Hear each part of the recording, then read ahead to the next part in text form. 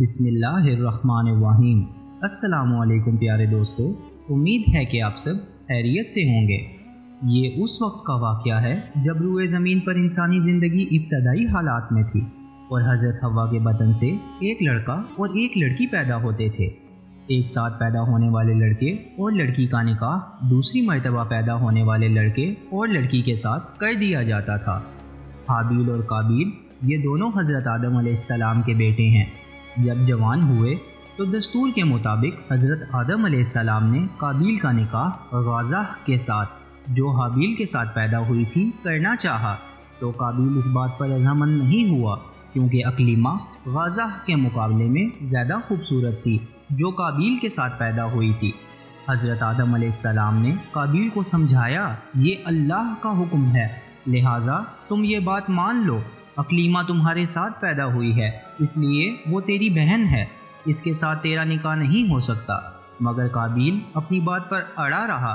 بالآخر حضرت آدم علیہ السلام نے ان دونوں بھائیوں کو حکم دیا کہ تم دونوں اپنی اپنی قربانی اللہ کے حضور پیش کرو، جس کی قربانی مقبول ہوگی وہی اقلیمہ سے نکاح کا حقدار ہوگا۔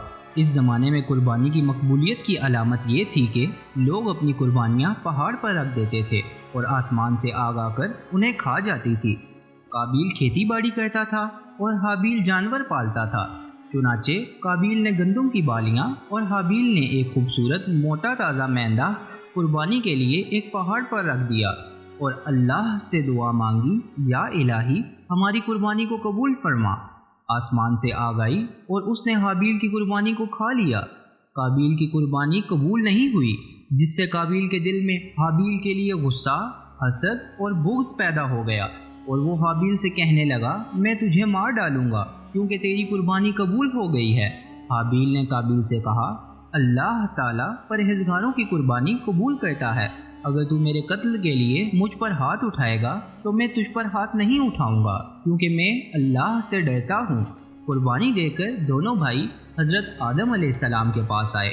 آدم علیہ السلام نے فرمایا، اے قابیل، تیری بہن اقلیمہ اب حابیل پر حلال ہوئی اور تجھ پر حرام۔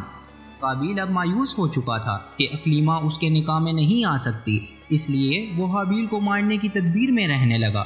اس دوران حضرت آدم علیہ السلام جب مکہ چلے گئے تو ان دنوں قابیل نے دیکھا کہ حابیل سو رہا ہے، تو سوچنے لگا کہ اسے کس طرح سے ماروں، کیونکہ اس زمانے تک کسی نے کسی کو نہیں مارا تھا۔ جب شیطان نے دیکھا کہ اسے قتل کرنے کا طریقہ نہیں آتا تو اس لعین نے ایک جانور پکڑا اور اس کا سر ایک پتھر پر رکھ کر دوسرا پتھر زور سے اس کے سر پر دے مارا، جس سے وہ جانور اسی وقت مر گیا۔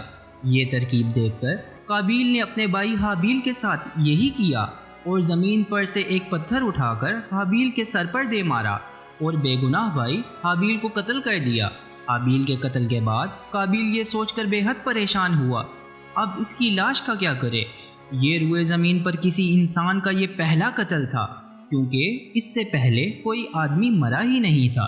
اس لیے قابیل حیران و پریشان تھا کہ بھائی کی لاش کو کیا کروں۔ چنانچہ وہ کئی روز تک بھائی کی لاش کو اپنے پیٹھ پر لاد کر پھیرتا رہا۔ اللہ تعالیٰ کو اپنے اس نیک بندے کی لاش کی بے حرمتی منظور نہ تھی، چنانچہ اس جگہ دو کوے آئے اور وہاں آ کر آپس میں لڑے۔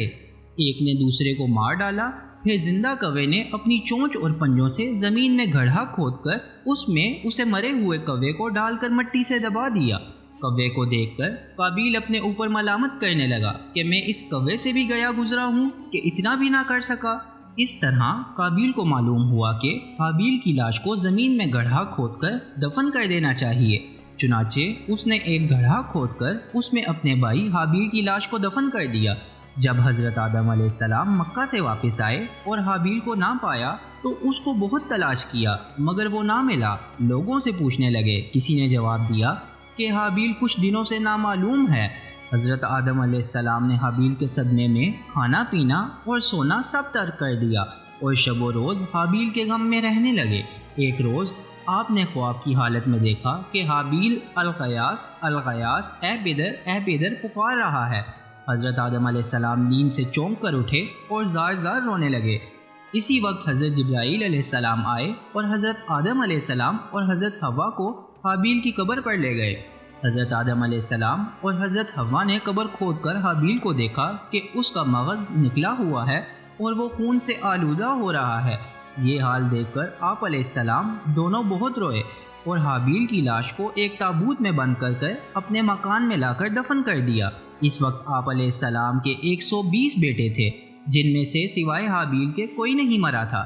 روایت ہے کہ جب حابیل قتل ہو گئے تو 7 دن تک زمین میں زلزلہ رہا۔ قابیل جو بہت خوبصورت تھا، بھائی کا خون بہاتے ہی اس کا چہرہ بالکل سیاہ اور بدصورت ہو گیا۔ آدم علیہ السلام نے قابیل کو اپنے دربار سے نکال دیا اور وہ یمن کے سرزمین عدن میں چلا گیا۔ وہاں ابلیس اس کے پاس آ کر کہنے لگا کہ حابیل کی قربانی کو آگ نے اس لیے کھا لیا تھا کہ وہ آگ کی پوجا کرتا تھا، لہٰذا تو بھی آگ کی پرستش کیا کر۔ چنانچہ قابیل پہلا شخص ہے جس نے آگ کی پرستش کی، اور زمین پر یہ پہلا شخص ہے جس نے اللہ کی نافرمانی کی اور زمین پر خون ناحق کیا۔ یہ وہ پہلا مجرم ہے جو جہنم میں ڈالا جائے گا۔ حدیث میں ہے کہ زمین پر قیامت تک جو بھی خون ناحق ہوگا اس کے عذاب کا ایک حصہ بوجھ اور گناہ قابیل پر بھی ہوتا ہے، کیونکہ اس نے سب سے پہلے قتل کا طریقہ ایجاد کیا۔ قابیل کا انجام یہ ہوا کہ اس کے ایک لڑکے نے جو کہ اندھا تھا اس کو پتھر مار کر قتل کر دیا، اور یہ بدبخت آگ کی پرستش کرتے ہوئے کفر و شرک کی حالت میں اپنے لڑکے کے ہاتھ مارا گیا۔ کسی بے گناہ کو قتل کرنا خون ناحق بہت بڑا جرم ہے۔ قابیل نے غصہ، حسد اور بغض میں گرفتار ہو کر اپنے بھائی حابیل کو قتل کر دیا۔ اس سے معلوم ہوا کہ حسد، غصہ اور بغض انسان کے لیے کتنی بری اور خطرناک قلبی بیماری ہے۔ اللہ تعالیٰ نے قرآن میں ارشاد فرمایا، جو شخص کسی کو بلا وجہ مار ڈالے جبکہ اس نے نہ کسی کو قتل کیا تھا اور نہ زمین میں فساد پھیلایا تھا، تو گویا اس نے تمام لوگوں کو قتل کر دیا، اور جو شخص کسی بے قصور شخص کے قتل سے باز رہے گویا اس نے تمام لوگوں کو زندگی دی۔ اللہ سے دعا ہے کہ وہ ہم سب کو غصہ، حسد، بغض اور تکبر سے بچائے اور ان سے ہماری حفاظت فرمائے۔ آمین ثم آمین۔